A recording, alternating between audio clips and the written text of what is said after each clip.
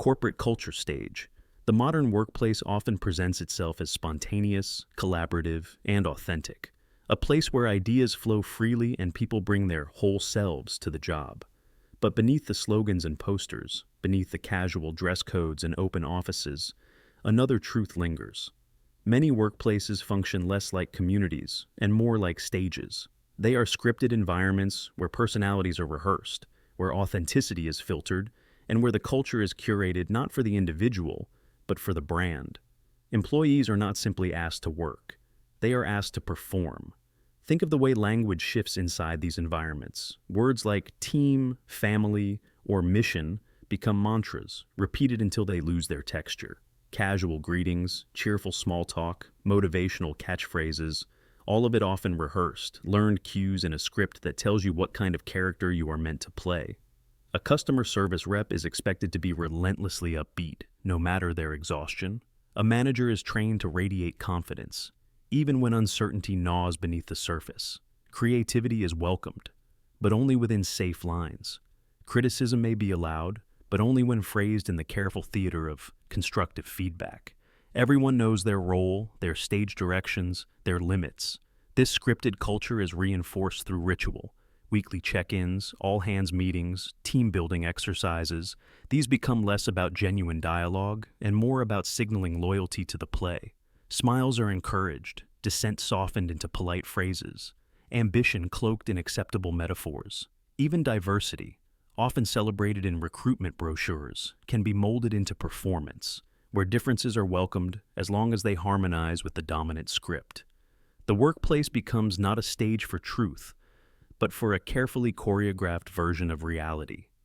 The psychological weight of this performance is subtle but profound. When employees feel pressured to inhabit a persona that is not fully their own, they begin to live in two worlds, their authentic self and their workplace self. Over time, the mask becomes harder to remove. People learn to measure tone, rehearse enthusiasm, filter emotions until what remains is an echo of their true voice. The result is exhaustion, not from the work itself, but from the continuous act of role-playing. Burnout, in many cases, is not only about workload. It is about the dissonance of living inside a play where the script never ends. History offers metaphors for this phenomenon. Court life in the palaces of kings once demanded that nobles perform elaborate rituals to maintain favor, every gesture and phrase rehearsed. Today, the stage is corporate rather than royal, but the principle is the same. Survival depends not only on skill, but on how well you play the role assigned to you. To stumble outside the script is to risk exclusion, to be marked as unfit for the culture.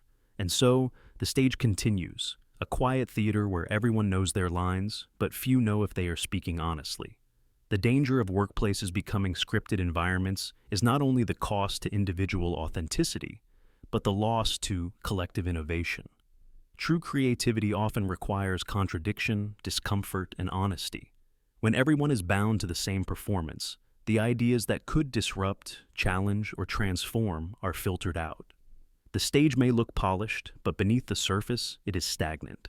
The organization may pride itself on culture, yet that culture becomes a mask hiding conformity. Perhaps the most haunting realization is that many of us come to accept this theater as normal. We forget that work could be a place of real voices, raw ideas, and genuine expression.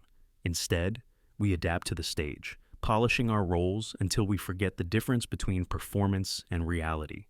And when the curtain falls, at the end of the day or the end of a career, we may find ourselves wondering whose life we were really living, our own, or the character demanded by the script.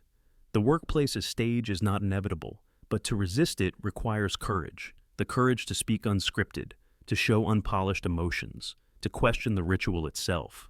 Without that courage, corporate culture remains a theater where everyone is acting, and where the cost of the show is authenticity itself. Influencer reality. There was a time when the word influence meant something subtle, an invisible current of culture, an artist's brush, a thinker's words, a leader's vision. But in the age of the algorithm, influence became something else entirely. It became quantifiable, measurable, a currency traded in likes, views, and follows. Lives were no longer lived. They were staged.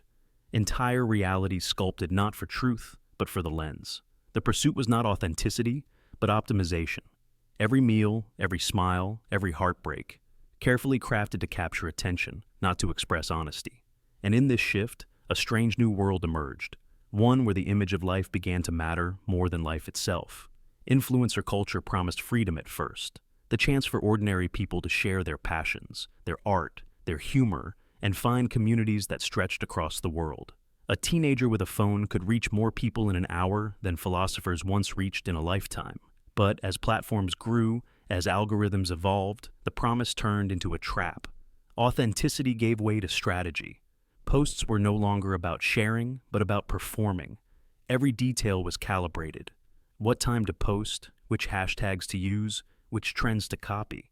Even emotions were optimized: outrage for clicks, vulnerability for sympathy, positivity for brand deals. And soon, the boundary between performance and reality blurred. Influencers weren't just performing to audiences, they were performing to themselves. The cost of this performance was hidden at first. Followers saw glamorous travel, polished bodies, curated lifestyles that seemed effortless. But behind the curtain, there was exhaustion, hours spent editing, staging, retaking. Lives dictated by the demand to stay relevant. Influencers confessed to anxiety, depression, burnout, their very identities entangled with engagement metrics. Yet, even this suffering was sometimes turned into content, packaged as a raw post, staged vulnerability to maintain connection. What began as a mirror of life turned into a hall of mirrors, each reflection crafted for effect. Reality was no longer reality. It was simulation layered upon simulation. And society, too, began to absorb the performance. Ordinary people, not influencers, found themselves curating their feeds with the same obsession. Vacations became photo shoots. Meals became props. Experiences became backdrops for content.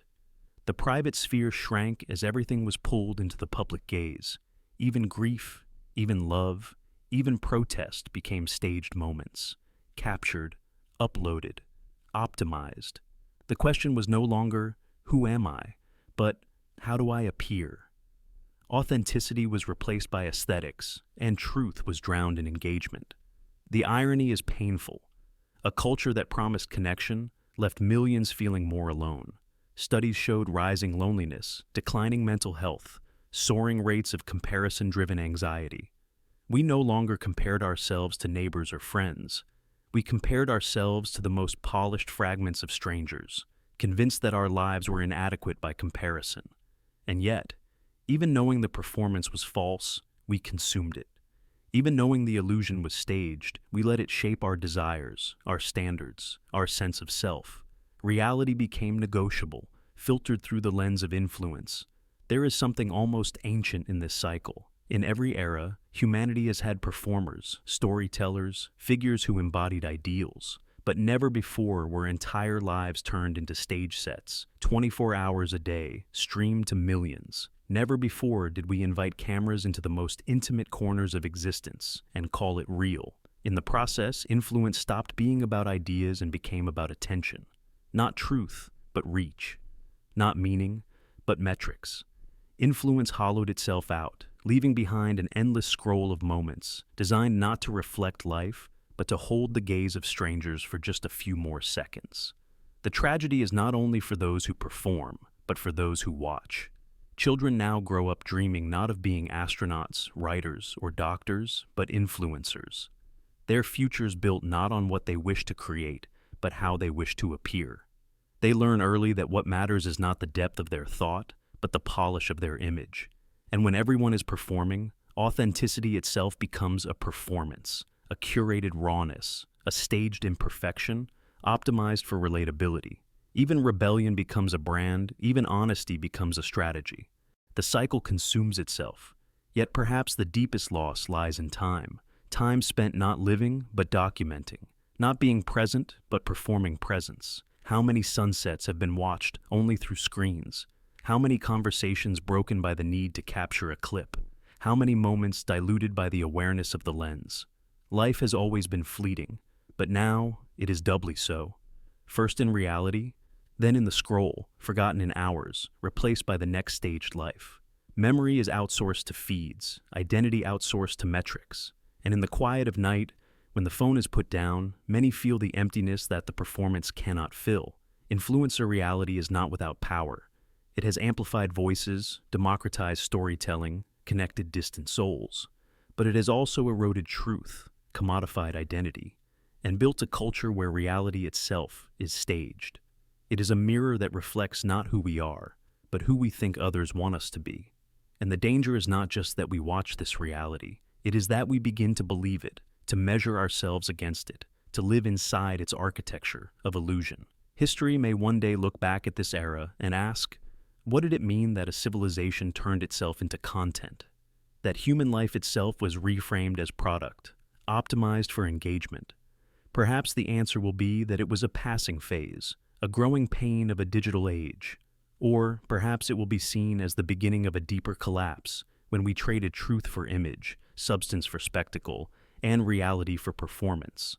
The future will judge us not by what we staged, but by what we forgot to live. Political script, reality mowing.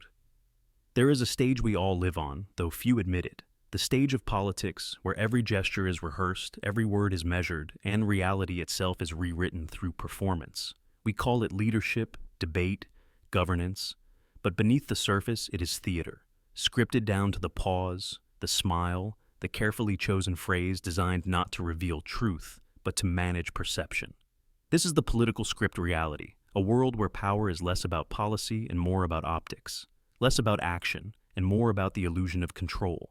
Watch how it unfolds. A politician stands before cameras, not to speak from conviction, but from cue cards. Words tested in focus groups, rehearsed under the eyes of advisors, polished until they no longer resemble human speech, but engineered sound bites. A sentence is not a sentence. It is a weapon, a shield, a coded signal. Every syllable is designed to resonate, distract, or mislead. And because the performance is constant, we mistake it for truth. Optics matter more than outcomes. A handshake in front of a flag becomes more important than the agreement behind closed doors. A photo opportunity planting trees outweighs the policies destroying forests. Applause at a rally becomes more valuable than the silent suffering of those unheard. The script reality thrives on the surface, because the surface is what is seen, what is broadcast, what is believed. But the danger runs deeper. When perception is everything, authenticity becomes impossible. Leaders are no longer chosen for vision, but for performance. The ability to play a role, to smile at the right time, to look presidential or prime ministerial, becomes more critical than the ability to solve problems. The state becomes a theater troupe, the public its audience, and reality the set dressing that can be rearranged at will. And we, the audience, learn to accept it. We cheer the lines, we boo the villains, we retweet the clips. We participate in the illusion because reality is messy, slow, uncomfortably complex. The script is simpler, cleaner, easier to digest. We crave stories with heroes and enemies, so they give us those roles. And in our hunger for clarity, we surrender truth. The most haunting part is how total the performance becomes. Crises are staged with backdrops, tragedies framed for cameras. Even wars narrated through press briefings, rehearsed to calm, inflame, or distract. We are not told what is happening. We are told what we are meant to see. And over time, the script becomes the only reality most people ever know. But what happens when the script falters? When an unplanned word slips through? When a crack reveals something raw, unscripted, human? For a brief moment, the illusion shatters and we glimpse the truth, that power has always been less about governing reality than about narrating it. Yet the machine repairs itself quickly. The slip is spun, reframed, absorbed into the next act of the play. We live in a world where politics is less a conversation and more a screenplay, endlessly revised, endlessly rehearsed. And the tragedy is not that our leaders perform, but that we no longer expect anything else. Perhaps one day, historians will look back on our era and see not policy debates, not legislation, but scripts, images, and broadcasts. They will say, this was the age when reality itself was outsourced to performance, when truth was not discovered, but rehearsed. The political script. Reality is not just a trick of power, it is the air we breathe. And as long as optics matter more than outcomes, we will live not in the world as it is, but in the one they write for us, line by line. Stock market Storyworld. The stock market was never just a marketplace. It was always something stranger. An abstract story world, a place where numbers stand in for belief, where fortunes rise and fall not on the solidity of stone or grain or metal, but on the weight of expectation. Entire economies turn not on what exists, but on what is imagined. The ticker symbols flicker like hieroglyphs of modern faith, and behind them lies a world built almost entirely out of trust. In ancient times, value was tangible. Gold could be weighed, fields could be tilled, ships could be counted. Wealth was measured in things that endured. But in the market, wealth is a ghost. A company is not its buildings, its machines, or its people. It is its stock price, a number that shifts with rumor, with headlines, with fear, with hope. Billions can vanish in an afternoon, not because anything physical was destroyed, but because belief evaporated. Billions can appear overnight, conjured from the simple act of people agreeing to believe more than they did the day before. This is why the market feels more like a story than a system. Every chart is a narrative arc, every rally a hero's triumph, every crash a tragic fall. Analysts do not simply report, they tell tales. They weave earnings into morality plays, interest rates into epics of risk and reward. Investors listen not for facts alone, but for plots. Will the hero stock rise again? Will the villain company collapse? Is the bubble a fable of greed? The market does not just trade in value, it trades in belief shaped as narrative. And yet, the consequences are anything but fictional. When numbers plunge, factories close. When rumors spread, workers are laid off. When optimism surges, skyscrapers rise. The market may be abstract, but its effects are brutally real. It is a ghost story with teeth, an imaginary world that can tear apart the material one. The strangeness lies in how we accept it. We know these values are not material. We know that trillions lost does not mean trillions of objects vanished into smoke. And yet, we speak of them as if they were. We grieve market crashes as if they were earthquakes, though no ground shook. We celebrate stock rallies as if they were harvests, though no grain was cut. The market overlays reality like a shimmering illusion, convincing us that what matters is not what we hold, but what we are told it is worth. Consider bubbles, moments when belief becomes fever, when prices inflate beyond reason. Tulip bulbs in the 17th century, dot-coms in the 90s, crypto coins in the 21st. Each is a story world that grows too large, too bright, until it collapses under the weight of its own fiction. And each collapse leaves real wreckage behind, reminding us that even illusions can wound when they shatter. The danger of the market story world is not only volatility, it is detachment. A society that lives by shifting numbers begins to mistake the abstract for the real. We cut forests not for wood, but to reassure investors. We lay off thousands not to save money, but to signal efficiency. Decisions are made not for survival or humanity, but for numbers on a screen. And slowly the world bends itself to serve the story, rather than the story serving the world. Perhaps one day historians will look back and marvel at this theater of numbers we called an economy. They will see not just wealth and ruin, but mythology, belief systems that rose and fell like religions, with their own rituals, prophets, and doomsdays. For in the end, the stock market is not reality. It is a mirror of our collective imagination. But unlike stories told around fires, this one reshapes nations, lives, and futures with every flicker of its numbers. National Mythspace. Every nation tells stories about itself. They are not just lessons in classrooms or speeches at parades. They are myths woven into the very marrow of identity, tales so often repeated they begin to feel like memory rather than invention. This is the National Mythspace, a shared dream in which history is stripped of contradiction, polished into clarity, and arranged into a narrative of destiny. It is where victories are eternal, defeats are softened, atrocities are excused or erased. The myth space does not lie outright. It selects, edits, and amplifies until truth bends into usefulness. And once a nation has entered this myth space, its people live inside it, walking among shadows mistaken for monuments. Patriotic narratives always begin with origin myths. Founding fathers, liberation struggles, golden ages, every culture has them. They are told with reverence, as if the nation were born perfect, its ideals shining from the start. But these stories often skip over the chaos, the compromises, the exclusions that marked real beginnings. The United States teaches the Declaration of Independence as a document of universal liberty, but glosses over the fact that it was written by men who owned slaves. France celebrates liberty, equality, fraternity, while suppressing the memory of colonies ruled by violence. India reveres independence from empire while silencing debates about the fractures of partition. Every nation has its sacred texts, but rarely does it read the footnotes aloud. The Mythspace is sustained by repetition. Schoolbooks teach it as fact. National holidays reenact it with flags, anthems, fireworks. Politicians invoke it whenever unity is fragile, drawing upon shared legends to quiet dissent. Soldiers are remembered for their sacrifice, but the reasons wars began are blurred. Conquests are remembered as civilizing missions, massacres as unfortunate events, rebellions as necessary to preserve order. In this way, history becomes a curated gallery. What is displayed inspires pride, what is hidden spares shame. The result is not a lie exactly, but a selective vision, a mirror angled to show only one side. And yet, the Mythspace has power. It binds millions of strangers together under a single banner, gives them the illusion of shared ancestry, a sense of belonging to something larger than themselves. Nations endure not just through laws or borders, but through belief. Mythspace supplies that belief. It transforms disparate people into a we, but its strength is also its danger.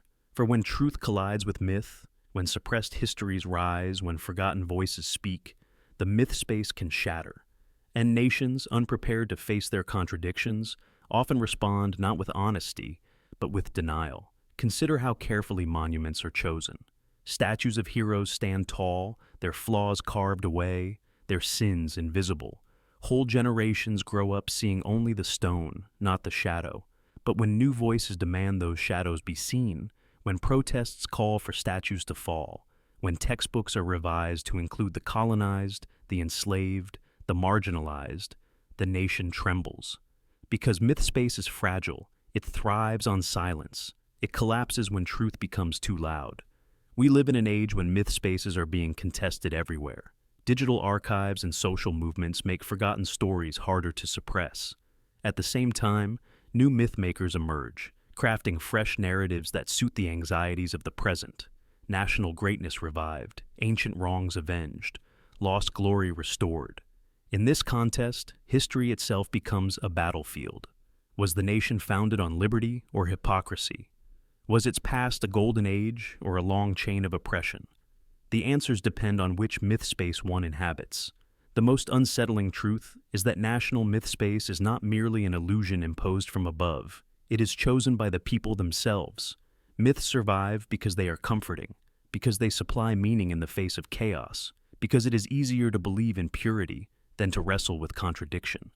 To live in truth requires discomfort, humility, acceptance of failure. To live in myth requires only loyalty. And so, time and again, we choose the myth. But myths have consequences. A nation that hides its crimes cannot heal them. A people that clings to legends cannot adapt to reality. Mythspace may unite, but it also blinds. The question is whether we can step outside it, not to destroy pride, but to build it on honesty, to remember victories and failures alike, to see history not as a hymn, but as a tapestry threaded with both light and shadow, because only when the myth space is pierced by truth can a nation truly know itself. Until then, we walk through corridors of half-memory, saluting ghosts we have chosen to believe were saints. Theme park cityscapes. Modern cities often speak of themselves in slogans: world-class, global hub, city of the future. But beneath the glossy brochures and shimmering skylines, many urban spaces are increasingly built not for those who live within them, but for those who pass through. They are theme park cityscapes, engineered illusions designed to dazzle the visitor, to project charm and order, while hiding the messier, harder truths of lived reality.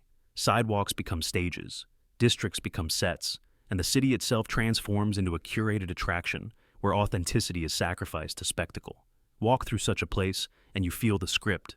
Streets are polished for cameras, monuments restored for postcards, restaurants branded for influencers, Local traditions are repackaged into consumable experiences, shrunk into festival booths or cultural showcases that fit neatly between shopping sprees and hotel check-ins. Entire districts are revitalized, which often means pushing out the residents who gave them character, replacing them with uniformed cafes, themed boutiques, and corporate chains dressed in nostalgic costumes. A place that once held stories, scars, and contradictions becomes a stage set for tourism. A city not lived, but performed. The irony is sharp. The more cities attempt to attract the world, the less they reflect themselves. Old markets, once chaotic and alive, are scrubbed into sanitized replicas, their grit replaced with decor that feels safe for visitors but hollow to those who remember what was lost. Housing once built for communities is replaced by short-term rentals, pricing locals out while flooding neighborhoods with transients. Even public spaces are reshaped, not as gathering places for residents, but as scenic backdrops for tourist photography. What looks vibrant on a brochure often feels lifeless to those who call it home. This transformation is not accidental, it is economic strategy. Cities compete in the global marketplace for investment, for conferences, for cruise ships and flights. And in this competition, authenticity is risky. It is unpredictable, untamed, sometimes uncomfortable. So it is smoothed over, replaced with controlled illusions of heritage or modernity. The result is an urban experience not unlike a theme park. Safe, curated, consumable, designed to impress but not to challenge. A city becomes less a place to live and more a brand to sell. The psychological toll on residents is profound. They begin to feel like extras in their own lives, living within spaces where their needs are secondary to the visitor's gaze. Culture that was once organic is redefined as a commodity, stripped of its deeper meaning. Neighborhoods fracture under the weight of rising costs, forcing long-standing communities out of the very places that tourists come to see. In the pursuit of appeal, the city loses its soul, and the people who remain feel the dissonance of inhabiting a stage set. History offers warnings. Ancient cities too polished for spectacle often hollowed out within. Rome became a theater of grandeur even as inequality grew. Colonial towns were dressed up for imperial visitors, while the local populations endured suppression behind the facades. Today, the pattern repeats under a new guise. The glass towers, luxury districts, and cultural zones of modern cities are praised as progress, even as they displace, erase, and diminish lived humanity. And yet, not all is illusion. Beneath the stage streets, in the margins, real life persists. The corner shop untransformed by branding, the local cafe that resists conversion, the families who remain despite the pressure to leave. These fragments of authenticity are fragile but vital. They remind us that cities are not products, but organisms, living, messy, unpredictable, and real. To reduce them to theme parks is to misunderstand what makes them thrive. In the end, the greatest tragedy of theme park cityscapes is not only their falseness, but their permanence. Once a district is transformed into spectacle, the original heartbeat rarely returns. And so, future generations inherit cities that look alive but feel hollow, worlds designed for photos, not for living. The illusion becomes the reality, and the city becomes a place where humanity itself is curated, staged, and sold. Consumer identity loop. There is a loop we rarely notice, yet it defines so much of modern life. It is the loop of consumer identity, the endless cycle where what we buy becomes who we are, or at least who we want to appear to be. Once, objects were chosen for their use, a coat for warmth, a car for transport, a watch for time. But slowly, subtly, function slipped into the background and meaning took its place. A coat is no longer just fabric stitched to shield us from cold. It is a signal of taste, of wealth, of belonging. A car is not simply a machine of wheels and engines. It is a declaration of success, of aspiration, of personality. The loop is simple. We buy not for use, but for the story the object tells about us. This loop is everywhere. A pair of sneakers becomes rebellion or status depending on the logo. A phone is not simply a tool, but a badge of innovation, of lifestyle, of tribe. Even food has become identity. Vegan, organic, artisanal, curated not only for the tongue, but for the image it projects outward. Each purchase whispers, "This is who I am. This is who I wish to be seen as." and the marketplace has learned to feed the loop endlessly, selling us not objects, but narratives. We are told not just to buy clothes, but to buy confidence, not just to buy technology, but to buy connection, not just to buy experiences, but to buy meaning itself. The tragedy is that the loop never resolves, because identity is not static. It shifts, it crumbles, it grows restless. What defined us yesterday feels hollow today. And so, we return to the marketplace, searching for the next story, the next signal, the next purchase that will complete the self-image we can never quite finish. It is a treadmill of meaning, each product promising wholeness, but delivering only temporary reflection. We spend, we display, we compare, and then inevitably, we feel the emptiness return. The loop is not just cultural, it is psychological, a feedback cycle designed to keep us in motion, never satisfied, always reaching. This has consequences far beyond wallets. It reshapes our sense of authenticity. Who are we when every choice is filtered through the gaze of others? Do we drink coffee because we love it, or because the brand signals a sophistication we crave? Do we buy books to read them, or to be seen reading them? Even rebellion is captured in the loop. Brands sell us the illusion of resistance, turning counterculture into another marketing niche. The moment we try to step outside the cycle, it bends to include us again. And here lies the danger. Identity is no longer something we build slowly, through relationships, traditions, or values. It is something we rent, piece by piece, through transactions. And when identity is purchased, it becomes fragile. If the logo fades, if the trend passes, if the product breaks, does the self break with it? In this way, the consumer identity loop leaves us both surrounded by abundance and starving for authenticity. We are filled with objects, but hollow in meaning. The loop thrives because it tells us stories, and humans are creatures of story. But in tying our identity to consumption, we risk losing the deeper stories, the ones written in memory, in struggle, in love, in silence. The stories that cannot be bought and therefore cannot be sold.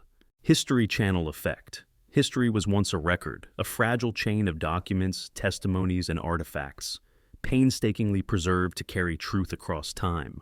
But in our age, truth competes with spectacle, and spectacle always wins. The past is no longer remembered as it was. It is packaged, dramatized, simplified, until what remains is not history at all, but performance. This is the History Channel Effect, where documentaries blend with drama, reenactments replace archives, and entertainment quietly becomes the record itself. Think of how the ancient world is shown to us. Gladiators endlessly fighting, Vikings always raiding, pharaohs only building tombs. These images are not false in the absolute sense, but they are fragments, sharpened into caricatures, replayed until they harden into belief. We forget that gladiators were also businessmen, that Vikings farmed more than they fought, that Egypt was not just death cults, but a living civilization of poets, mathematicians, and astronomers. But the spectacle edits all of that out. We remember what looks best on screen, not what was truest. The problem is not just distortion, it is replacement. For millions, the dramatized version becomes the only version. An ancient battle is reduced to slow-motion clashes of swords, ignoring years of political context, famine, diplomacy, betrayal. A king becomes a villain or a hero, depending on what keeps an audience hooked. Nuance is stripped away, and with it, understanding. What remains is not history, but myth disguised as fact. And once myth settles in, it is nearly impossible to dislodge. Ask someone about the Middle Ages, and they will recall mud, filth, superstition, endless plagues. Ask about pirates, and they will picture parrots and treasure maps. Ask about Rome, and they will see decadence, orgies, and collapse. These are not records. They are scripts, repeated so often through television, film, and media that they eclipse the messy, contradictory reality historians struggle to recover. The History Channel effect thrives because it feels real. The costumes, the narrators, the graphics, these create a sense of authority. We trust the images because they are vivid. A dusty document in a forgotten archive does not compete with the spectacle of a reenactment drenched in cinematic lighting. Memory chooses color and sound over nuance. And so, little by little, entertainment eats history alive. But this is more than cultural laziness. It is dangerous. A past rewritten as entertainment becomes a past that can be weaponized. If history is already a performance, then it can be scripted to serve agendas, to glorify some, erase others, justify wars, shape national identities. Whoever controls the retelling controls the memory, and whoever controls the memory controls the future. Perhaps this is the greatest irony. Civilizations fall, records burn, libraries are lost, and yet, in our time, history may not vanish through fire, but through film. Not through neglect, but through oversimplification. We will not forget the past because we lost it, but because we replaced it with something more entertaining. Future generations may look back and see our documentaries, our movies, our shows, and mistake them for truth. They will inherit a past that never existed, a collage of images and stories we consumed for amusement, but which hardened into fact simply by repetition. And when that happens, the real record, the archives, the complexities, the contradictions, will be gone, or too obscure to matter. History will not be what happened. It will be what we watched. Digital Workspace Facade. The digital workspace was supposed to liberate us. No more crowded commutes, no more rigid walls, no more fluorescent lights draining the hours. Instead, we were promised freedom, homes transformed into offices, screens transformed into meeting rooms, technology dissolving distance. It was framed as progress, as the future of work, as proof that the world could adapt to crisis and still remain productive. And in numbers, the illusion was convincing. Deadlines were met, graphs rose upward, dashboards pulsed with activity. On the surface, everything looked efficient, but beneath the glowing facade, something else was happening. Behind every neat calendar, every polished presentation, there was silence. Isolation crept in, subtle at first, then overwhelming. Colleagues became voices without faces, names without presence. The warmth of casual encounters, the conversations at desks, the shared laughter over coffee, vanished into sterile video calls where smiles were delayed by lag and every silence felt heavy. The workplace was no longer a community. It was a sequence of logins and logouts, avatars and muted microphones. The fatigue grew quietly, disguised by productivity. Screens demanded attention for hours that blurred into days. The boundaries between office and home dissolved until there was no longer either, only a constant state of half availability, of emails checked in bed, of deadlines bleeding into dinner. Work invaded the private spaces of life, yet offered none of the grounding rituals that once balanced it. And so exhaustion settled in. Not the sharp exhaustion of hard labor, but the dull, endless erosion of presence. The facade was maintained through metrics. As long as numbers looked strong, organizations celebrated remote efficiency. But numbers do not measure loneliness. They cannot capture the loss of human texture, the erosion of trust built in shared spaces, the subtle psychological toll of feeling unseen. People turned off cameras, hid their weariness, spoke of flexibility while drowning in endless notifications. The machine of productivity kept humming, but the humans inside it were fraying. And yet, the silence made it invisible. Fatigue rarely announced itself in spectacular breakdowns. It showed up in muted creativity, in ideas that never sparked, in voices that stopped speaking up in meetings. It revealed itself in disengagement, in a sense of drifting, in the quiet despair of knowing that you were part of a system that saw your output but never your face. Remote work gave us efficiency, but stripped away the rituals of connection that once kept work bearable. Perhaps the cruelest irony is that the digital workspace promised freedom, but often delivered the opposite. It tethered us not to offices, but to screens that demanded constant presence. It eliminated the commute, but expanded the workday.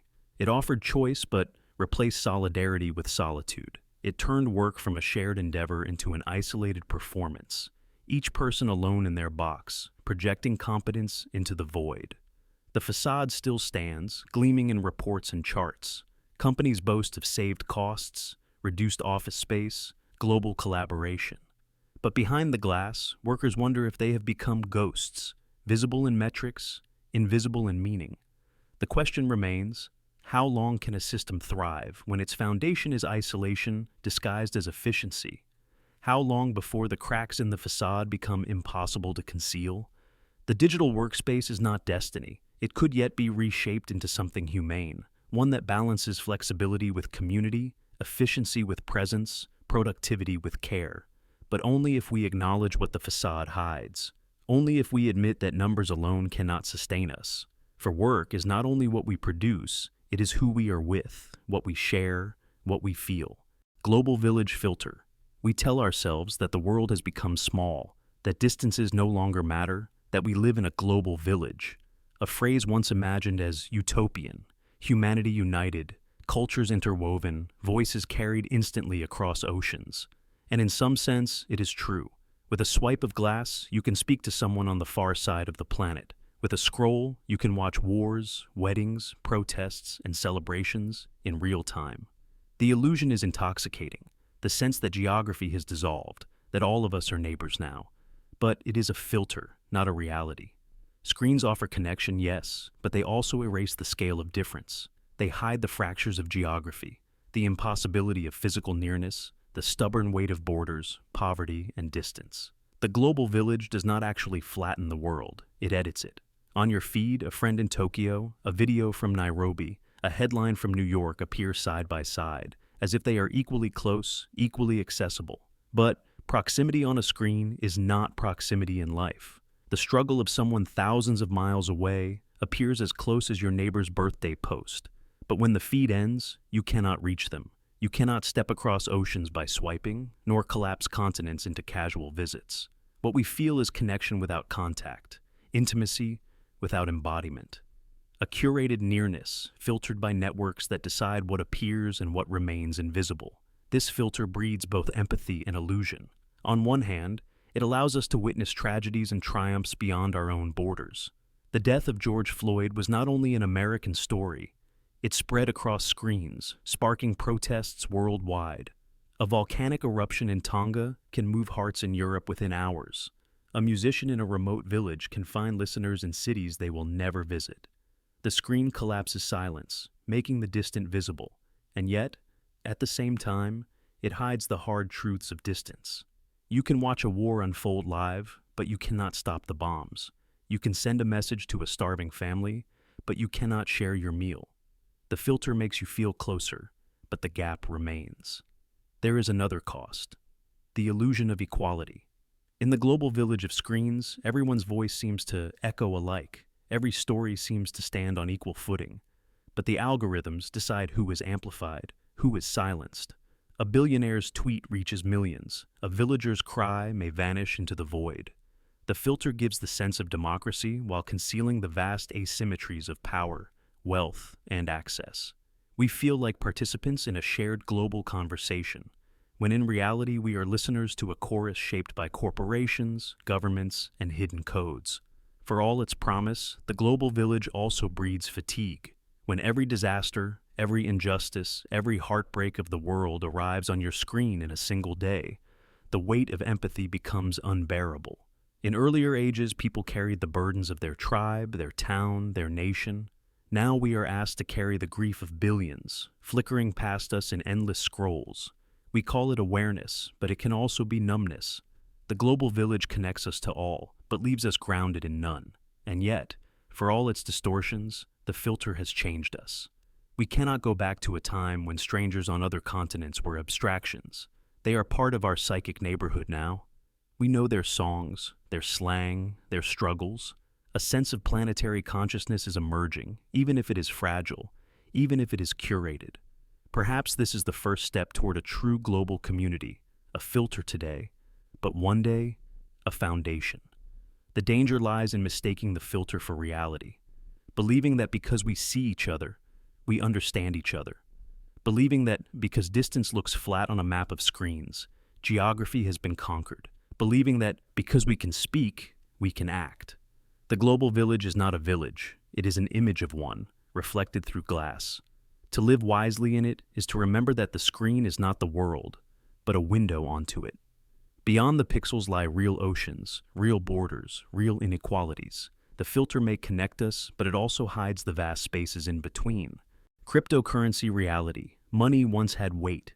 It clinked in coins of metal, each piece a physical token of value mined from the earth. Later it became paper, fragile but still tactile, a promise inked by governments and carried in pockets. Now, in the age of cryptocurrency, wealth has become something else entirely. strings of encrypted code, value existing not in substance but in the trust of algorithms, in lines of numbers dancing across screens. It is wealth without weight, fortune without form, detached from any tangible reality, yet commanding the power to build empires, ruin lives, and reshape economies. Cryptocurrency is often described as digital gold, but the comparison falters. Gold can be held, shaped, and stored. Bitcoin, Ethereum, and countless others exist only in cyberspace, scattered across a network of ledgers called blockchains. They are secured not by vaults, but by cryptographic puzzles, each transaction etched into an immutable digital chain. To those who believe, this is liberation. Money beyond governments, beyond borders, beyond control. To skeptics, it is illusion. Wealth conjured from code, anchored not in resources or labor, but in the willingness of others to believe the code has meaning. The volatility itself reveals the paradox. In days, fortunes rise and vanish. A tweet, a rumor, a regulatory whisper can erase billions in value. Unlike fields of grain, barrels of oil, or factories of steel, cryptocurrencies are not tied to material production. They are numbers whose worth is determined only by demand, by perception, by the collective agreement that the code is valuable.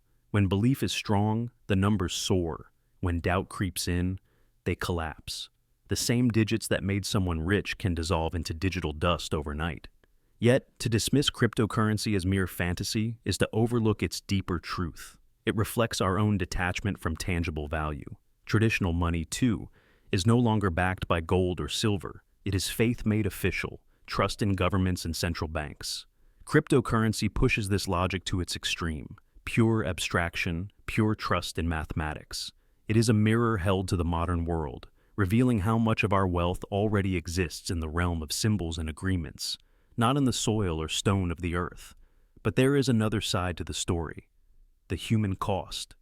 The dream of decentralized wealth has fueled scams, Ponzi schemes, and false promises. People desperate for escape from financial systems they no longer trust have poured their savings into coins that vanish in crashes, or into wallets hacked and emptied with no recourse.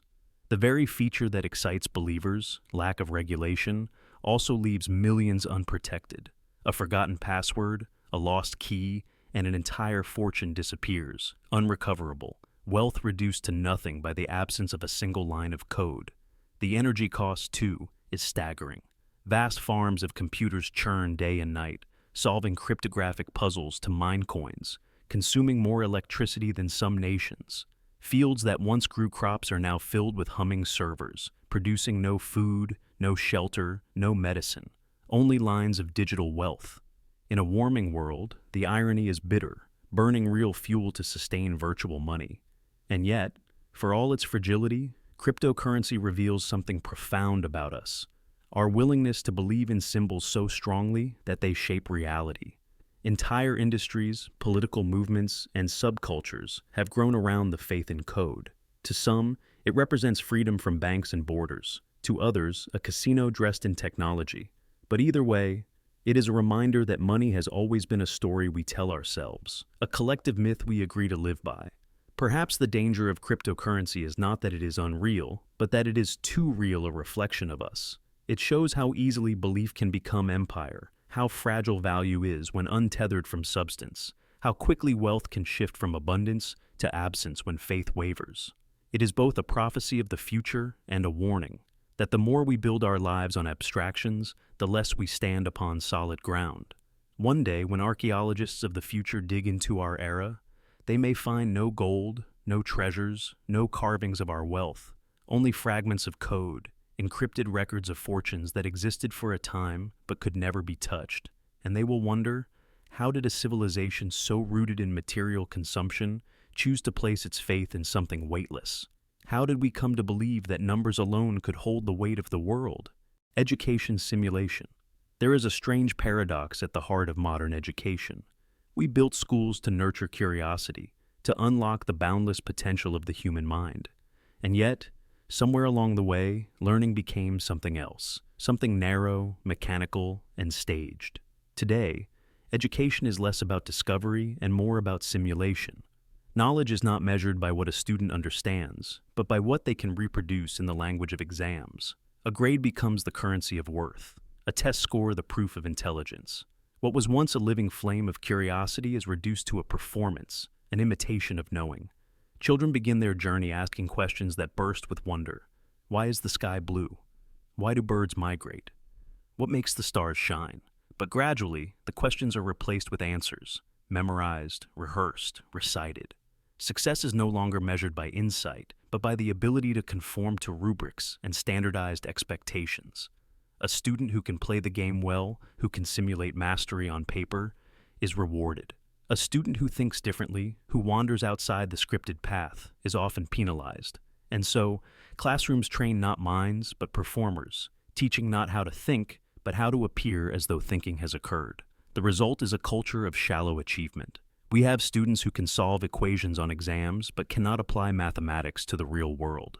Students who can analyze poems for grades, but never let poetry touch their souls. Students who can memorize the structures of cells, but cannot see the miracle of life pulsing in their own veins. They are trained to pass, not to wonder, to compete, not to connect. In this way, education becomes less about truth and more about illusion, a simulation of learning that looks convincing but feels hollow. The system feeds itself.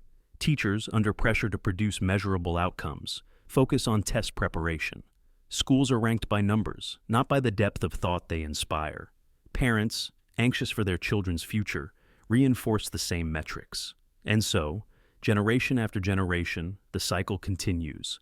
Knowledge as performance, grades as destiny, curiosity as collateral damage. A young mind becomes less a field to cultivate and more a factory line to calibrate. And yet, the costs are not only intellectual. The simulation of education erodes spirit. Students internalize the idea that their worth is tied to numbers on a page. Anxiety grows. Comparison becomes constant. Failure, once a natural step in learning, becomes unbearable shame. How many bright minds, capable of genius, turn dim under the weight of grades that cannot measure them? How many passions are extinguished because they could not be tested, quantified, or fitted neatly into a curriculum? Meanwhile, the real world waits outside the classroom with problems that cannot be solved by multiple choice. Climate change, inequality, pandemics, ethical dilemmas in technology, these are challenges that require creativity, resilience, and deep understanding. Yet we prepare students not for uncertainty, but for rehearsed answers. We give them simulations of knowledge and then release them into a world that demands the real thing. No wonder so many emerge disoriented, burned out, unsure of what learning even means. But perhaps the greatest tragedy is what is forgotten. True learning is not passive, but alive. It is not about storing facts, but about connecting them, weaving them into insight, using them to build new worlds. True learning makes us more human, not more efficient. It teaches us to listen, to imagine, to question everything, even the very structure of learning itself. And this cannot be simulated. It must be lived. If education continues to remain trapped in its simulation, then humanity risks raising generations who are adept at performance but impoverished in wisdom. We will have societies rich in credentials but poor in meaning. The illusion will remain convincing, but beneath it, something essential will wither: the capacity to wonder, to create, to think beyond the script. The lesson is clear, though rarely heeded. A test can measure memory, but not imagination. A grade can reflect effort, but not passion. A curriculum can deliver content, but not curiosity. The simulation can look like learning, but it is not learning. And unless we break the loop, we may find ourselves with classrooms full of perfect scores and a world still starving for understanding. Lifestyle branding bubble. We no longer buy objects, we buy selves. A pair of shoes is not footwear, it is a declaration. A drink is not refreshment, it is an aesthetic. A camera, a couch, a car, each becomes a signal, a marker in the endless theater of identity. Lifestyle branding has turned consumption into autobiography, where who you are is not measured by what you live, but by what you purchase. It is a bubble inflated not with air, but with narrative. Every brand sells more than a product. They sell a world. The coffee chain is not selling caffeine, it is selling coziness, ambition, or belonging. The sportswear company is not selling fabric. It is selling grit, transcendence, the illusion of an unstoppable self. The boutique furniture store does not sell chairs. It sells minimalism, clarity, peace. With every purchase, we are invited not only to own, but to become. And so, our lives fill with curated fragments. The yoga mat placed by the window for the perfect morning light photo. The record player displayed though rarely used. The candle, the leather bag, the artisanal bread, all staged not simply to be enjoyed, but to be documented, validated, broadcast. The lived moment becomes secondary to the image of the moment. Experience bends toward performance, and consumption becomes our script. The bubble swells because it feels effortless. To live an identity takes years of choices, of contradictions, of uncurated reality. But to buy an identity takes only a swipe of a card. In a world drowning in uncertainty, the clarity of branded selves is seductive. Buy this, and you are adventurous. Wear that, and you are intellectual.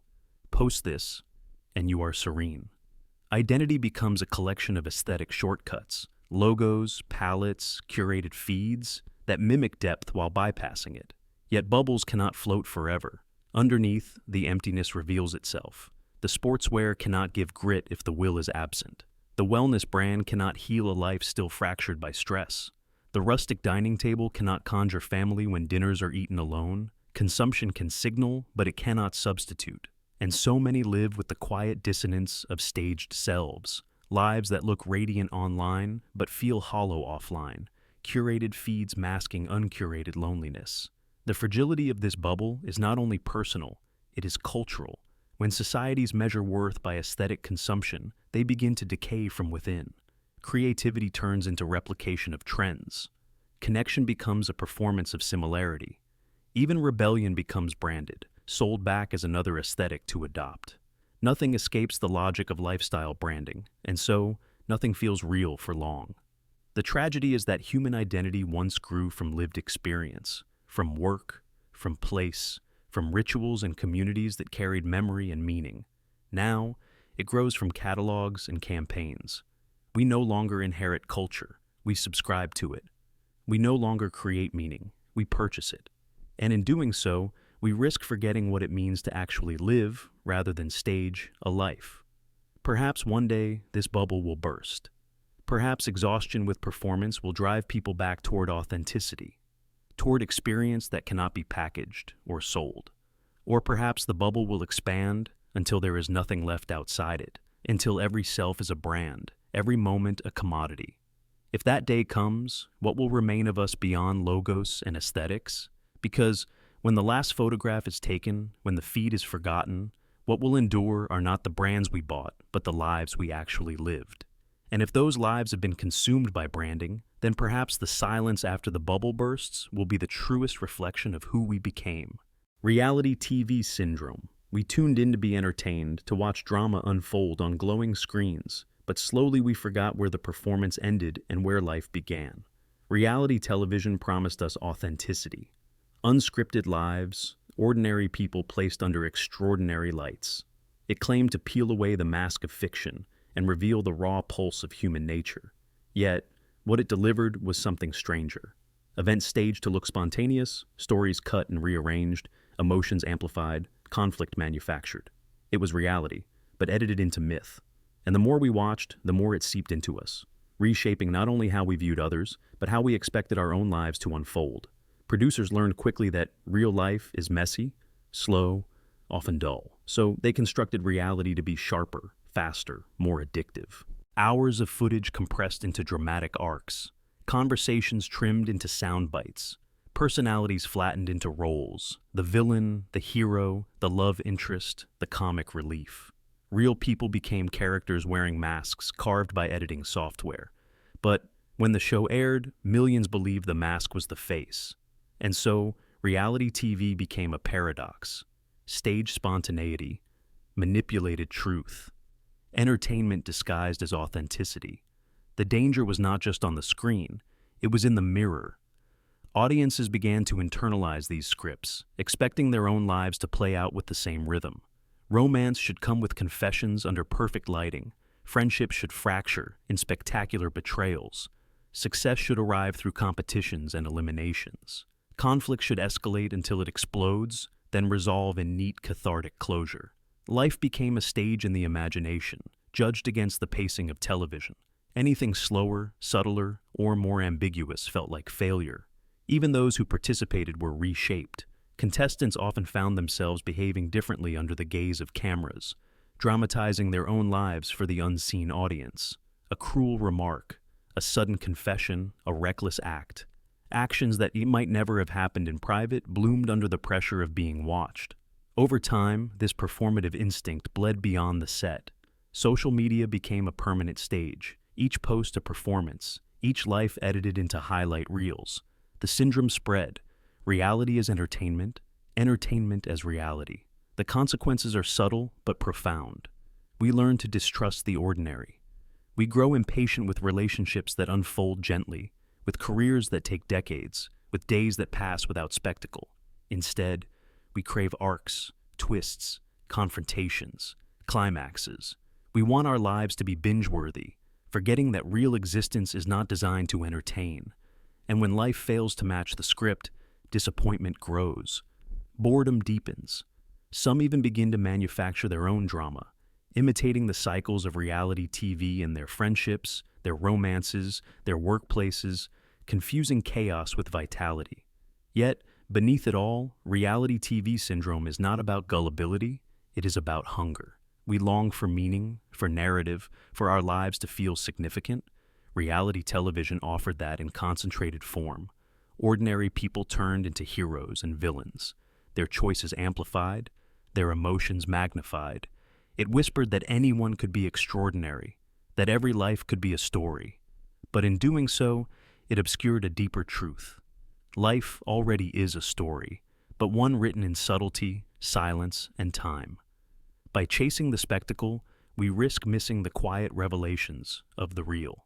Perhaps one day we will look back on the era of reality TV as a hall of mirrors. Entertaining, yes, but distorting. We will recognize how it bent our expectations, how it taught us to seek scripts where none existed, how it blurred truth and performance until the two became inseparable. Until then, we live in its shadow, in a world where even authenticity feels staged, where even sincerity is suspect, where the line between being and performing grows thin. That is the syndrome, not just watching unreality dressed as reality, but carrying its rhythms into our own lives, expecting existence to unfold like an edited show. Celebrity myth reality. Fame was once a fleeting recognition, a whisper of renown earned through deeds or words. Today it has grown into something larger, stranger, more mythic. In our culture, celebrities are not simply people. They are archetypes, living symbols projected onto screens, billboards, and feeds. They are woven into narratives of triumph, tragedy, beauty, and scandal until the person beneath the image disappears. What remains is not a human life, but a myth carefully sculpted, consumed, and endlessly reshaped by those who look upon it. The mechanics of this myth-making are both ancient and modern. Ancient societies elevated heroes into legends, kings into gods, storytellers into immortal figures. But their myths were bound to ritual, religion, and oral tradition. Today's myths are engineered by media machines, curated by managers, studios, platforms, and algorithms. A singer is not only a voice, they become an embodiment of rebellion, freedom, or heartbreak. An actor is not simply a performer, they become the face of desire, strength, or aspiration. Their humanity is rewritten into archetypes: the tragic star, the invincible idol, the fallen angel. The individual recedes, the symbol remains. And yet, myth has power. It binds people. Fans project themselves into the stories of the famous, finding meaning, identity, even salvation in the lives of strangers they will never meet. A celebrity's heartbreak becomes a fan's catharsis. A star's victory becomes a follower's hope.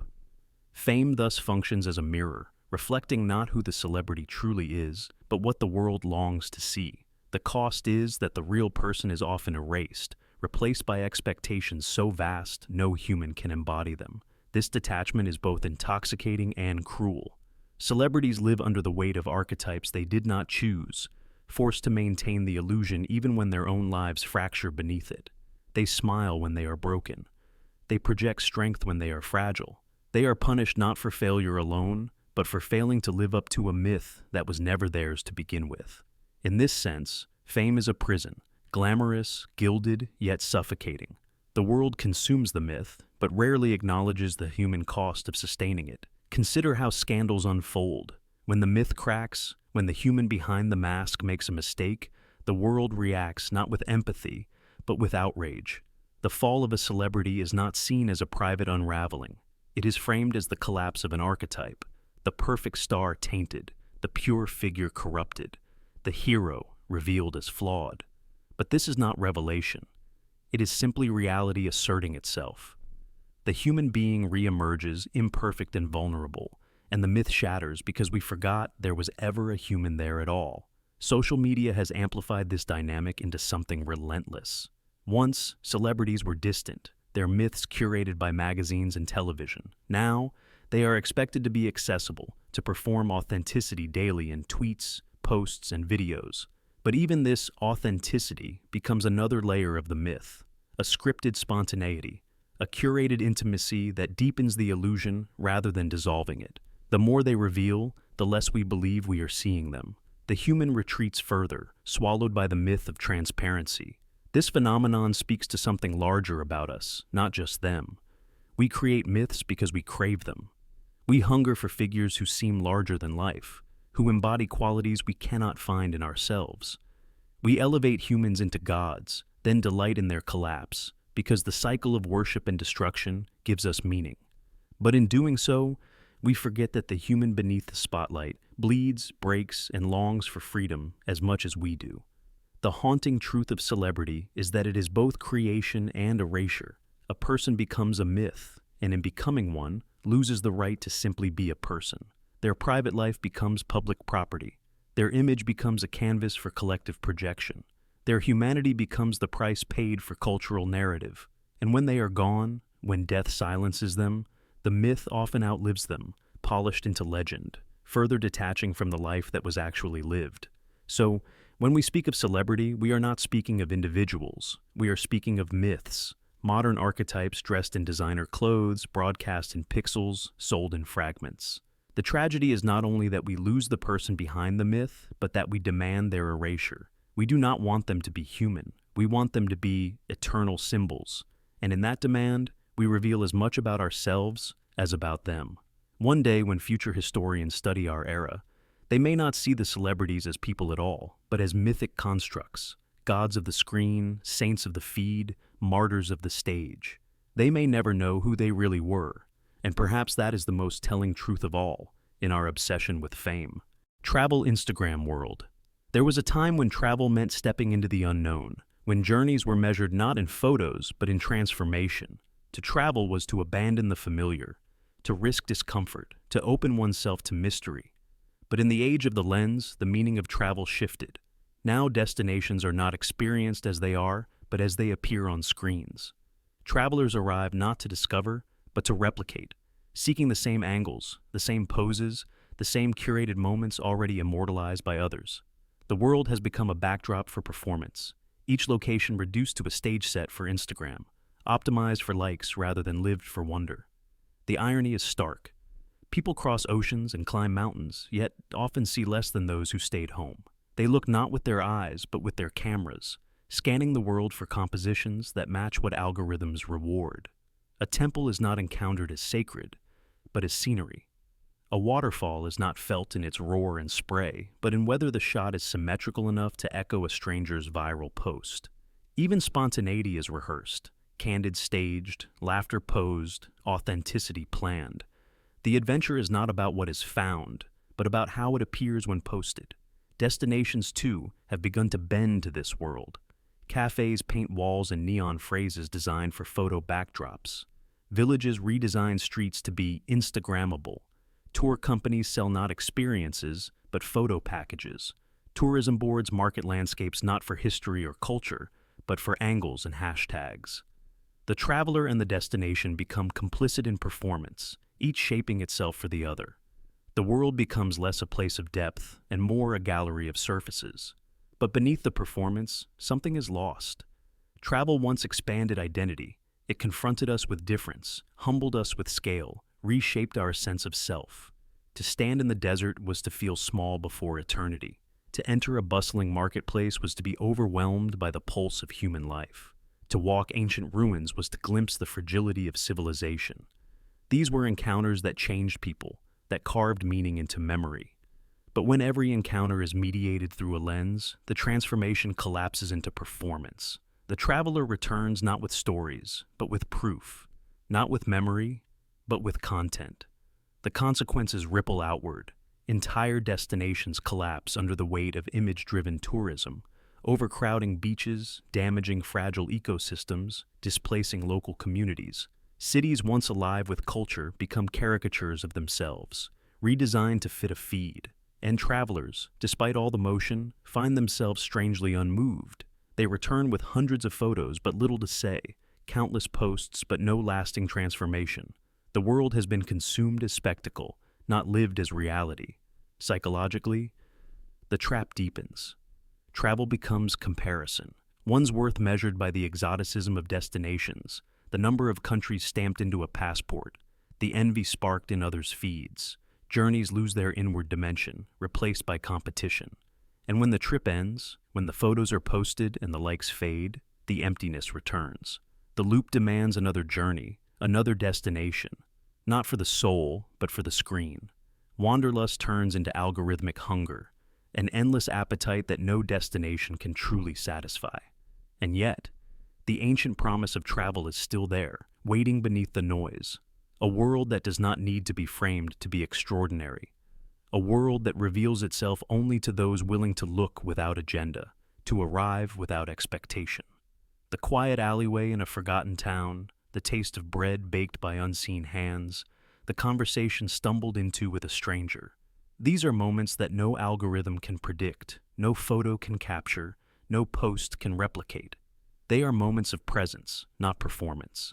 But presence requires sacrifice, the sacrifice of the lens, the courage to put the phone away, the humility to encounter the world without needing to own it through image.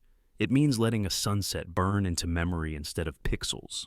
It means letting a city overwhelm you without trying to filter it into something symmetrical. It means reclaiming travel not as proof of life, but as life itself.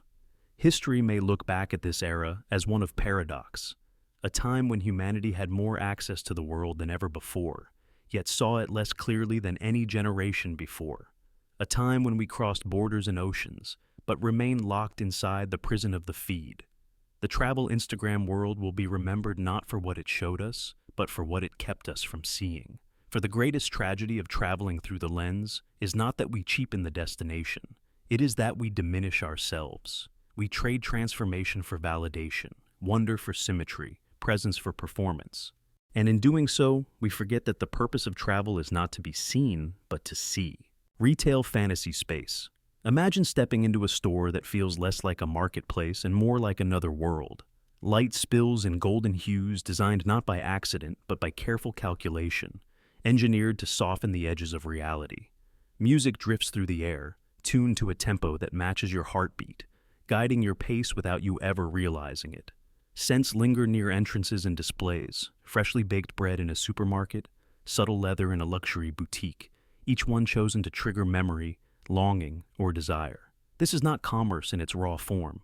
This is theater, a stage where every prop and every cue has been arranged with precision. Welcome to the retail fantasy space, where shopping is no longer just exchange, but immersion, a curated dream you step into the moment you cross the threshold. Think of the themed megastores that stretch across cities, buildings styled as medieval castles, futuristic laboratories, or exotic jungles. These are not simply spaces to sell, but spaces to transport. Disney pioneered it in theme parks, but corporations perfected it in retail.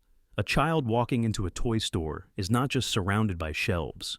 They are surrounded by worlds, forests of plush animals, walls of glowing screens, miniature castles and starships that create the illusion of stepping into story. Adults are not immune to this spell. High-end fashion boutiques resemble museums, where each item is placed on a pedestal under spotlight, not merely a product, but an artifact. Grocery stores carefully frame abundance with wide aisles and mirrors that make stock look infinite, while casinos erase time itself, removing clocks and windows so you lose the tether to ordinary life. Psychology has long understood the mechanisms at play. Humans respond to atmosphere as much as substance. Neuromarketing studies reveal that immersion reduces critical thinking and amplifies suggestibility. In spaces where the senses are saturated, light, sound, scent, texture, time perception begins to dissolve. Minutes stretch into hours without awareness. This is why malls are labyrinths without clear exits, why IKEA leads you through a maze of kitchens and bedrooms before reaching the warehouse, why supermarkets place essentials like milk and bread at the farthest points. The journey is designed to extend exposure because the longer you wander, the more you spend. The brilliance and the danger of the retail fantasy space is that it trades not only in goods but in identity. When you buy in these spaces, you are not just purchasing shoes or gadgets or food. You are purchasing belonging in the fantasy that was created for you. A tech store does not sell phones. It sells sleek futures where you are sharper, faster, more connected. A luxury brand does not sell clothes. It sells entry into a world where wealth and refinement flow through you. Even supermarkets, with their rustic wood shelves and warm lighting, do not just sell groceries. They sell the illusion of a healthier, simpler life. In every case, the space itself is part of the product, wrapping the purchase in meaning beyond its function. But what happens when fantasy overtakes reality? Children grow up thinking shopping is an adventure in itself, equating leisure not with play in fields or gatherings with friends, but with the spectacle of malls and stores. Adults use retail not only to acquire, but to escape. The store becomes a stand-in for travel, for community, for ritual. A trip to the mall replaces a walk in the park. A visit to a boutique substitutes for a gallery. Reality feels flat compared to the orchestrated fantasy, and so reality is neglected. The haunting truth is that the fantasy never ends at the door. When you carry the bag home, you carry the aura of the space with it. The logo on the packaging glows like a relic, a reminder of the world you stepped into, keeping you tethered to it long after you leave. Neuroscientists note that these associations persist in memory. The experience of the space blends with the object, so that months later, using the product rekindles the glow of the world you purchased it from. This is why the design of retail is as critical as the design of the product itself. The two become inseparable. We often speak of consumerism as an addiction to things, but perhaps it is more accurate to say it is an addiction to worlds. We crave the escape, the curated perfection, the sense of stepping into somewhere brighter, more vibrant, more meaningful than ordinary life. The stores know this, and they build their spaces accordingly. They do not just sell items, they sell realities. And so, when historians look back on our era, they may say this: people once built temples not for gods, but for brands. They decorated them with lights and sounds, filled them with rituals of purchase, and called it shopping. The retail fantasy space became not just a marketplace, but a mirror of human longing, a reminder that we were always seeking escape, always seeking wonder, and always willing to buy it when it was offered. AI art universe.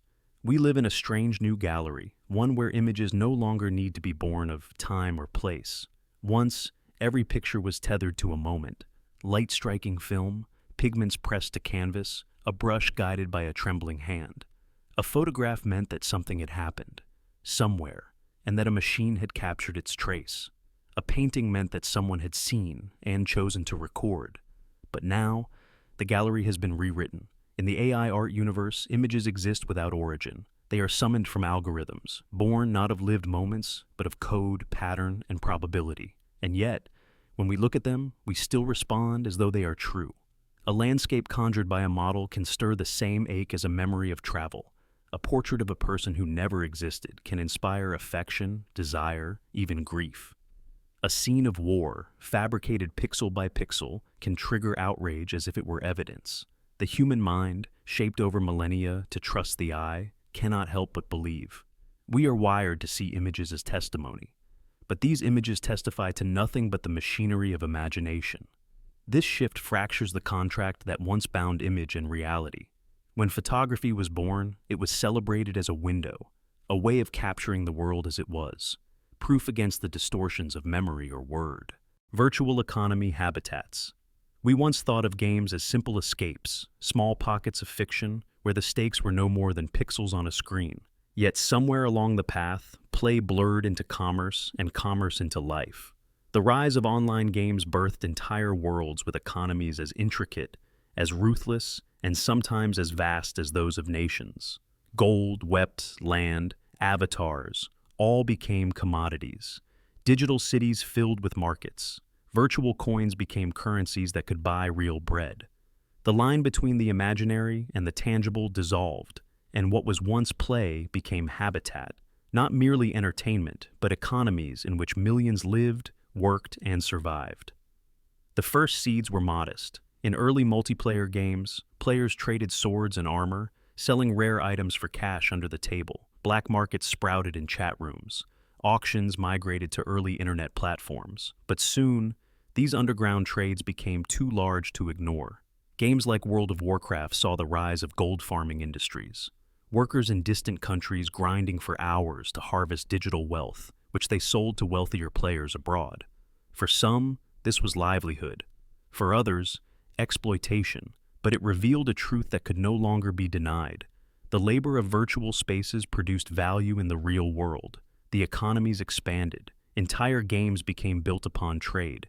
EVE Online, with its galactic marketplaces, corporations, and wars waged over resource-rich star systems. Within its servers, players ran banks, executed heists, manipulated markets, actions indistinguishable from real-world finance except for the medium. Scandals erupted when virtual banks collapsed, fortunes were stolen, empires dismantled. The sums lost in these virtual economies sometimes rivaled the GDPs of small nations. Economists and sociologists began to study them, realizing that the experiments unfolding in digital space offered insights into human behavior at scale. But it was not only games that turned into economies turned into games. Second Life allowed users to buy and sell land, creating digital real estate markets where speculators grew wealthy, renting plots of virtual soil. Later, platforms blurred the boundary further. Digital skins, cosmetic items, weapons in Fortnite or Counter-Strike. Global offensive became commodities worth billions. Children begged parents not for toys, but for skins. Fashion inside worlds that existed only on screens. Companies followed the trail, designing games not as stories but as markets. Each player a consumer, each action a transaction. And then came crypto and NFTs, binding digital scarcity to financial speculation. Suddenly, a sword in a game could be sold on an open blockchain market, its value fluctuating with global demand. Virtual economies no longer mimicked the real, they fused with it. Some hailed it as liberation, others as exploitation, but either way the result was clear. The virtual habitat had become an economic frontier. What does it mean when millions spend more time earning in digital worlds than in physical ones? For some, it is opportunity. Escape from poverty through digital labor, participation in global markets otherwise inaccessible. For others, it is a trap. Endless grinding in systems designed to addict, profits siphoned by corporations who own the servers. The habitats are not democracies. They are monarchies ruled by companies, whose code is law, whose updates can erase fortunes overnight.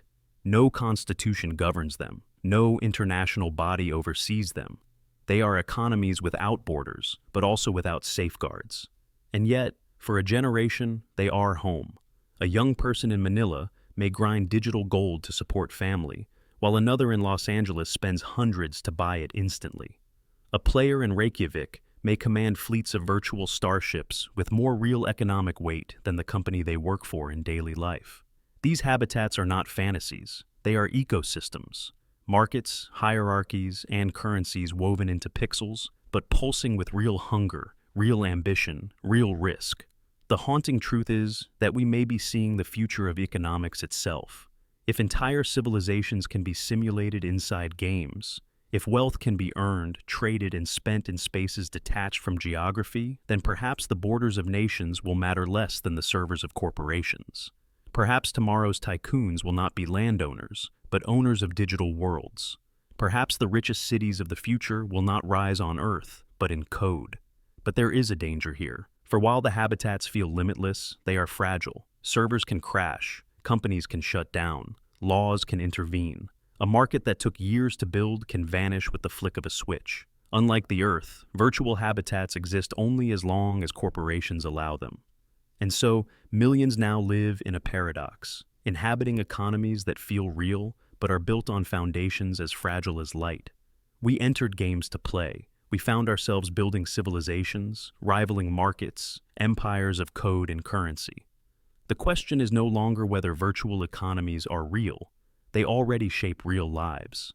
The question is whether we can live within them wisely, or whether we will discover too late that we traded reality for a habitat that vanishes when the servers go dark. Echo chamber networks. The human mind has always craved belonging. From fireside circles of our ancestors to the great cities of today, we seek groups that mirror our values, our fears, our hopes. But in the digital age, this search for belonging has given rise to something more insidious.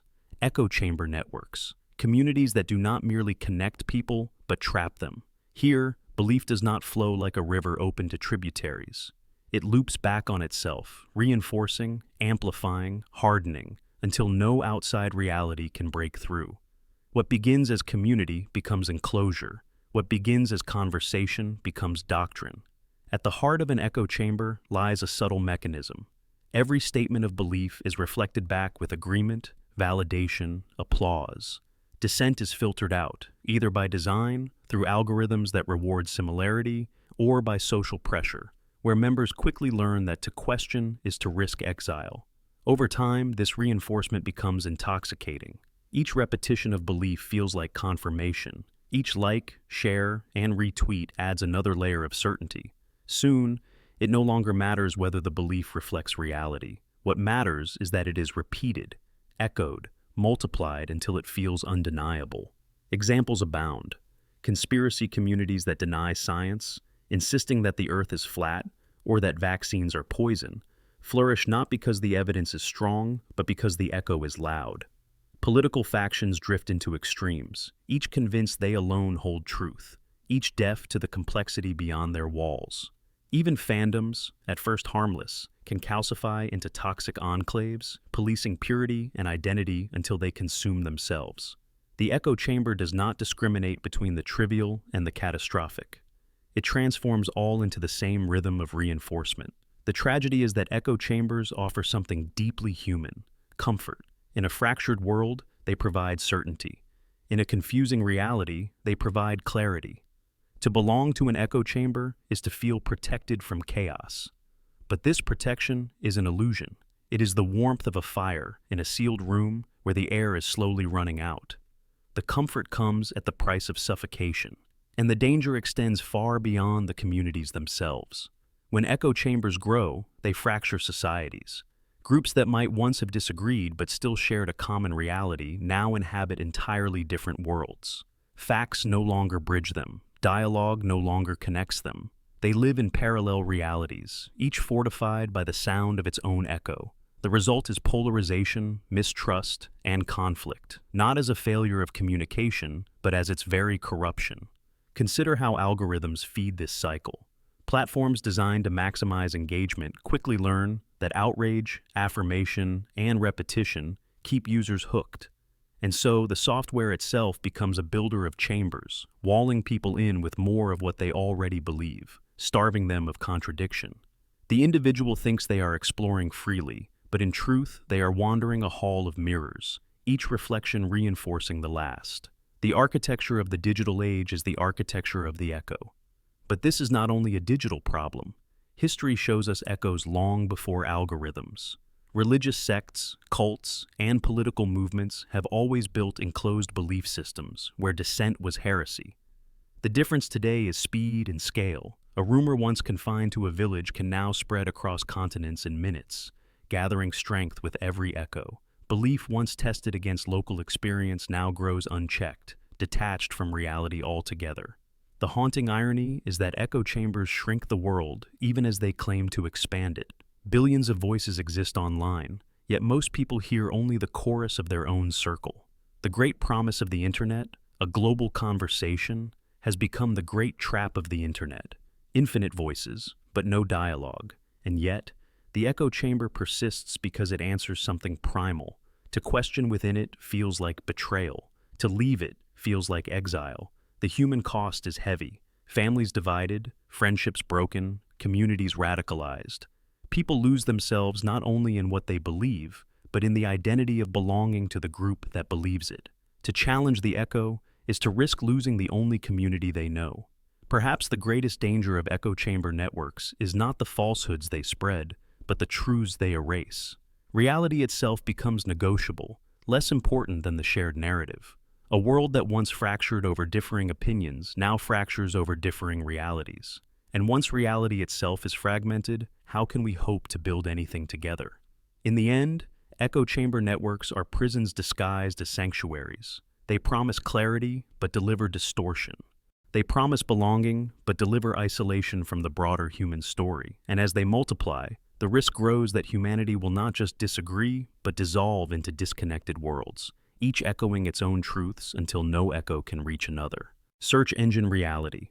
There was a time when searching for knowledge meant wandering through libraries, leafing through pages, speaking to elders, or simply allowing questions to linger unanswered. But today, the search has been automated, compressed into a single box, answered in milliseconds. The search engine has become the oracle of modern civilization, our first stop for curiosity, our last resort for truth. Yet, what it offers is not reality itself, but a version of it, sorted, filtered, and ranked by algorithms. The world we see online is not the world as it is, but the world as designed for us, chosen according to invisible criteria that few understand and none can escape. The illusion is powerful. We type a question, and the answer appears instantly, precise, confident, ranked neatly by relevance. But relevance is not truth, it is calculation. Behind every result is a network of weights and priorities. Which pages pay for placement? Which ones align with our past behavior? Which ones feed engagement? The algorithm decides what rises to the top and what is buried in silence. Most people never scroll past the first few links. Entire realities vanish simply because they were ranked too low to be seen. We believe we are exploring the infinite, but we are wandering through a curated garden whose walls we cannot see. This curation shapes not only what we know, but how we think. If the engine decides that certain narratives should appear first, about history, about politics, about health, those narratives become the default reality for millions. Truth becomes a matter of ranking. Legitimacy becomes a matter of visibility. And soon, we no longer question whether what we read is true. We question only whether it appeared at the top. In this way, algorithms quietly replace judgment. They do not merely organize the world, they define it. The danger is not only in misinformation, but in fragmentation. Search engines tailor results to each user, drawing on browsing history, location, preferences. Two people can type the same question and receive entirely different worlds in return. One sees optimism, the other despair. One sees science, the other conspiracy. Reality fractures into countless personalized streams, each one convincing, each one incomplete. The promise of universal knowledge turns into a hall of mirrors, where each reflection reinforces what we already believe. Corporations learned quickly how to exploit this.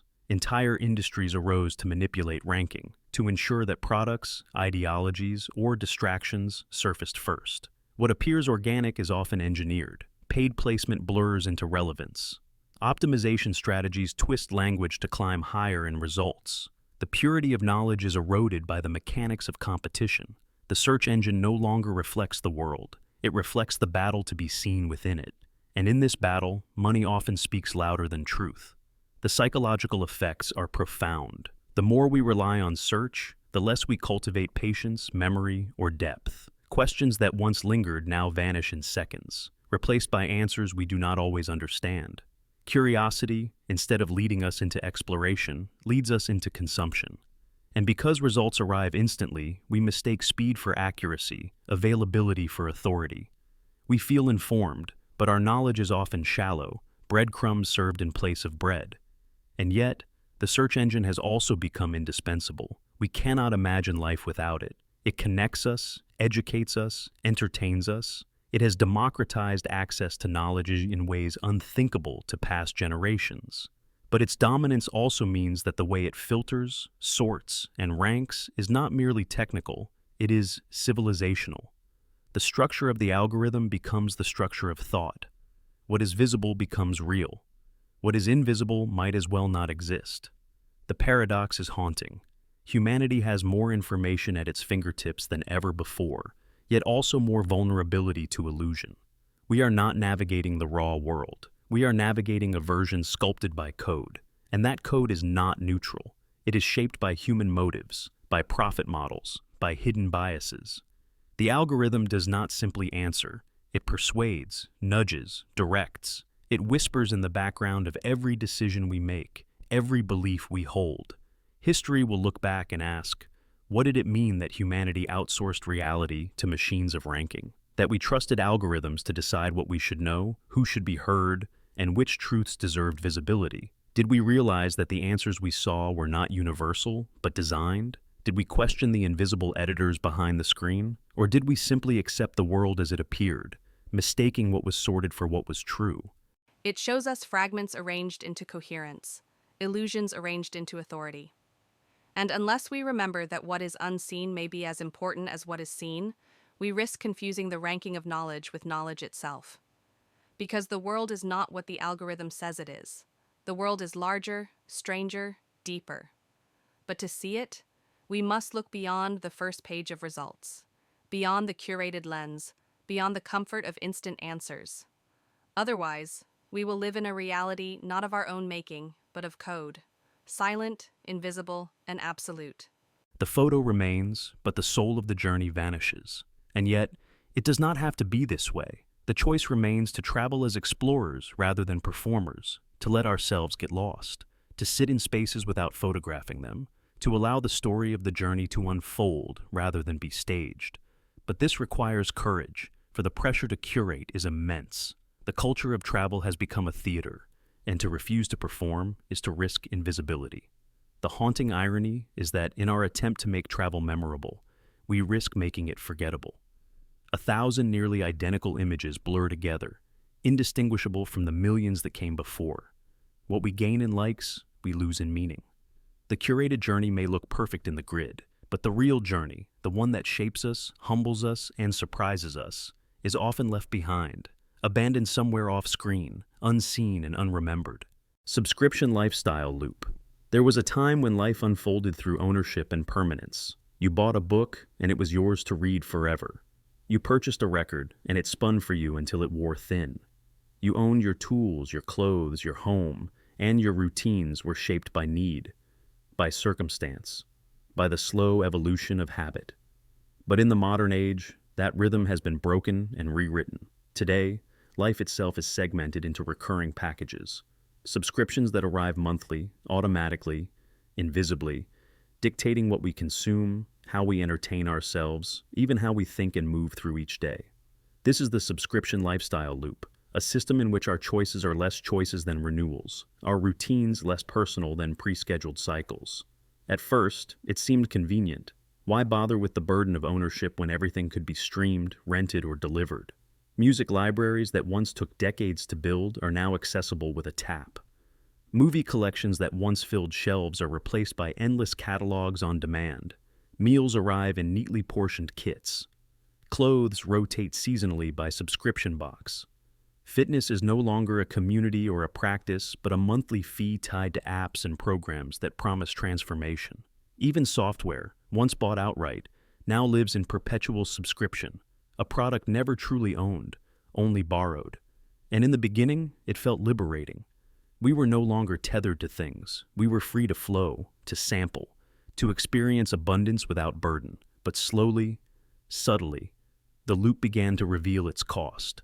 Life became parceled into recurring payments, each one small enough to ignore, yet together forming invisible chains.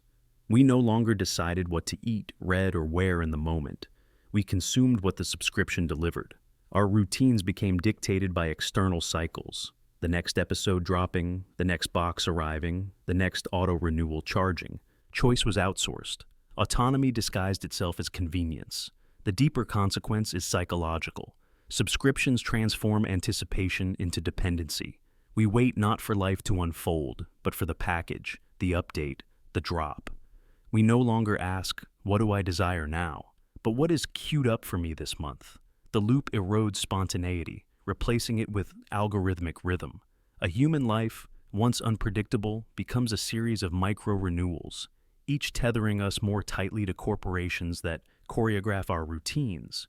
We think we are curating ourselves, but in truth, we are being curated. Even relationships bend to the model. Dating apps, designed as endless scrolls of potential matches, operate on subscription tiers. Therapy, once a sacred exchange of presence, is packaged into recurring sessions billed through platforms. Community itself becomes subscription-based. Newsletters, creator economies, online forums where belonging is leased monthly. The very act of connection becomes transactional, auto-billed, renewed until forgotten. The subscription lifestyle loop thrives because it feels light. $10 here, $20 there, never heavy enough to feel oppressive, always framed as a choice. Yet the loop is not merely financial, it is cultural. It changes how we perceive time, identity, and freedom. When everything is borrowed, what does permanence mean? When everything is delivered, what does discovery mean? When every moment of leisure is filtered through monthly access, what does living without a subscription even look like? And then comes the realization. We are no longer just subscribing to services. We are subscribing to identities. Fitness subscriptions promise not health, but a new self. Streaming subscriptions promise not entertainment, but culture itself. Lifestyle boxes promise not goods, but the illusion of taste. Subscriptions do not only provide, they define. To cancel one is not merely to stop payment, but to step outside an identity loop reinforced by algorithms and social pressure. History may look back at this era and see not consumers, but subscribers. Humans who traded ownership for access, permanence for cycles, autonomy for convenience. They may ask, did we gain freedom, or did we only lock ourselves into invisible contracts that shaped our lives more than we realized? Perhaps the answer is both. For the subscription loop has given us abundance, access, and opportunity beyond imagination. But it has also reduced life to a set of recurring charges, quietly dictating how we eat, how we watch, how we move, how we live. The subscription lifestyle promises ease, but its cost is depth. When everything arrives on schedule, the surprise of life fades. When everything is accessible, the meaning of choosing diminishes. When nothing is owned, nothing truly belongs. And so, beneath the comfort of convenience, a quiet question lingers. Are we living our lives, or are we simply renewing them?